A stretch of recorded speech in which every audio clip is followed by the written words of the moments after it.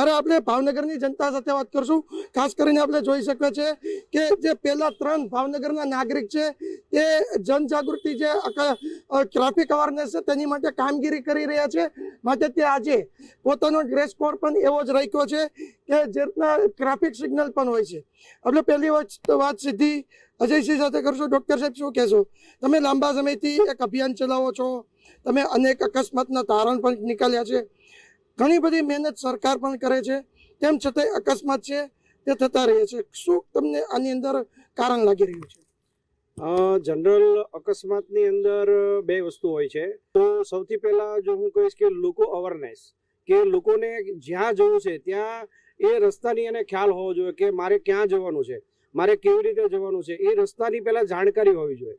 બીજા નંબરમાં પહેલાના સમયમાં મેં જ્યારે કામ કરતો ત્યારે રસ્તાઓમાં ટ્રકો બંધ પડી જતા, એ હવે એવી સમસ્યાઓ નથી। ટ્રકો બંધ પડી જતા એની પાછળ વાહન ઘૂસી જતા। તો આ સમયે હવે એવું બને છે કે રસ્તામાં મરેલા ઢોર હોય છે, ગાય કે ભેંસ કાળી હોય અને રસ્તો પણ કાળો હોય, તો એ સમયે ગાડી એના ઉપર ચડી જતી હોય છે, તો પણ આવા અકસ્માતો થતા હોય છે।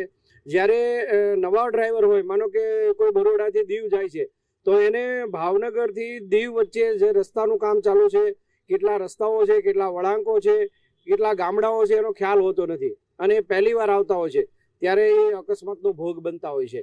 અને જ્યારે વાત કરીએ તો દેશની અંદર રસ્તાઓના કારણે અકસ્માત વધ્યા છે અને સારા રસ્તાઓ બન્યા છે, એમાં ઘટ્યા પણ છે। ઘણા બધા કારણો છે અકસ્માત થવાના, પણ મને એવું લાગે છે કે જે એનું